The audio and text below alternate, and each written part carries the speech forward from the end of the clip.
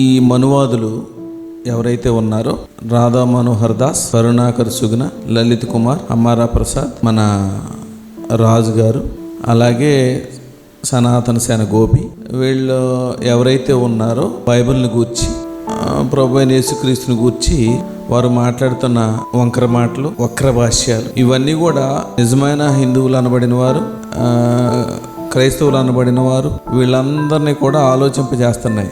అయితే ఈ వాస్తవాల నిజాల అనేది వాళ్ళకి అవగాహన కల్పించడంలో క్రైస్తవ సమాజం ఎంతో కొంత వెనకబడిందని మనం నమ్మి తీరాలి. అయితే సరిగా వాక్యాన్ని విభజించి విప్పి చెప్పడంలో క్రైస్తవ సమాజం వెనకబడింది.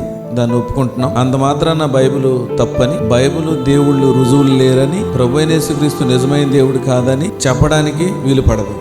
ఎందుకంటే ఈ విశ్వంలో 300 మంది క్రైస్తవ్యం స్వీకరిస్తున్నారు, యేసుక్రీస్తు నిజమైన దేవుడు అని చెబుతున్నారు. వాళ్ళ దగ్గర ఆధారాలు రుజువులు లేకపోయినా ఎందుచేతనో ఆయన నిజం అనే మాటనైతే నమ్ముతున్నారు. దానిలో డాక్టర్లు ఉన్నారు, యాక్టర్లు ఉన్నారు, మహా మేధావులు ఉన్నారు, జ్ఞానులు ఉన్నారు, సైంటిస్టులు ఉన్నారు. వీరందరూ కూడా ప్రభు అయిన యేసుక్రీస్తు నిజమైన దేవుడని చెప్తున్నారు. అయితే కొంతమంది మతోన్మాదులకు బైబిల్ ఒక వేడుకగాను, యేసుక్రీస్తు ప్రభు వారు ఒక బూటకపు దేవుడని భావన కల్పించేలాగా వాళ్ళు నిరంతరం బైబిల్ మీద దుమ్మేసి పోస్తూ క్రైస్తవులను తిడుతూ ఇష్టం వచ్చినట్టు మాట్లాడుతున్నారు. అయితే దీనికి ప్రతిగా అసలు అబద్ధం ఏది నిజం ఏదని చెప్పడానికి సాంబశివరావు అన్న బ్రదరు చేస్తున్న ప్రయత్నం సఫలీకృతం అయ్యింది.